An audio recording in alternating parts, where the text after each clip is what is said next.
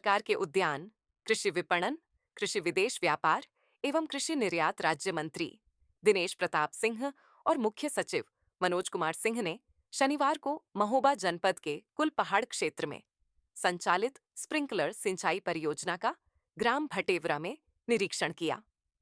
ये परियोजना जल संरक्षण और टिकाऊ कृषि पद्धतियों को बढ़ावा देने की दिशा में एक महत्वपूर्ण कदम मानी जा रही है।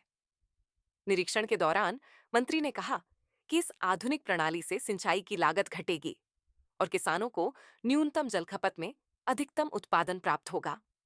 उन्होंने कहा कि स्प्रिंकलर सिंचाई तकनीक से क्षेत्र में एक जैसी फसलों की पैदावार के साथ ही क्लस्टर निर्माण, विपणन और निर्यात को भी बढ़ावा मिलेगा।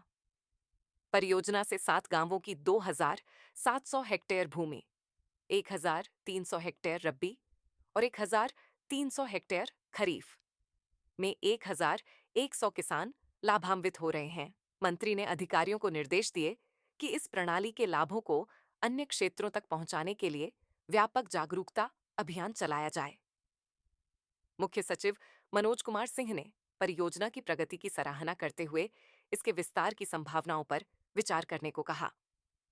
उन्होंने कहा कि फसल सिंचाई की आधुनिक पद्धति किसानों की आय बढ़ाने में सहायक होगी। साथ ही उन्होंने जीरो पॉवर्टी के लक्ष्य को समावेशी विकास की दिशा में एक ठोस पहल बताया और प्रदेश को गरीबी मुक्त बनाने की सरकार की प्रतिबद्धता दोहराई। निरीक्षण के दौरान राजकीय बहुउद्देशीय औद्यानिक इकाई महोबा के सुदृढ़ीकरण का लोकार्पण किया गया। इसके अतिरिक्त कृषि यंत्रीकरण योजना के अंतर्गत 2 किसानों को ट्रैक्टर की चाबी सौंपी गई।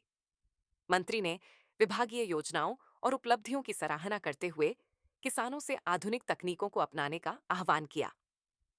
इस अवसर पर विधान परिषद सदस्य जितेंद्र सिंह सेंगर, मंडलायुक्त अजीत कुमार, डीआईजी राजेश एस, जिलाधिकारी मृदुल चौधरी, पुलिस अधीक्षक पलाश Bansal, CDO Harendra Kumar Singh, ADM Ram Prakash, ADM Namami Gange Moinul इस्लाम, एसडीएम अनुराग प्रसाद, कई अधिकारी और जनप्रतिनिधि उपस्थित रहे। परियोजना लगभग 2 साल पहले शुरू की गई है और 2700 हेक्टेयर जमीन में इससे सिंचाई की सुविधा मिलनी है, 1350 खरीफ में और 1350 रबी में। इसकी जो एक मेन फीचर है वो सोलर पावर जनरेशन का है और सोलर पावर को इनके ट्रांसमिशन लाइन में डालना और फिर वहाँ से बिजली लेना ताकि बिजली की लागत ना है। वो कंपोनेंट अभी इस पे पूरा नहीं किया गया है, उसके लिए बिजली विभाग को काम करना है।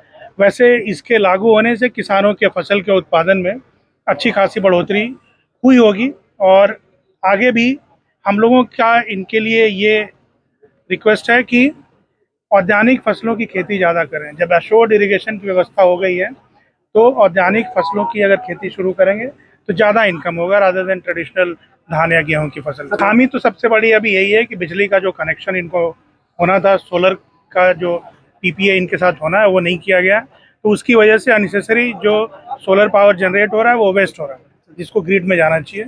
ये बिजली विभाग के अधिकारियों के साथ टेकअप किया जाएगा।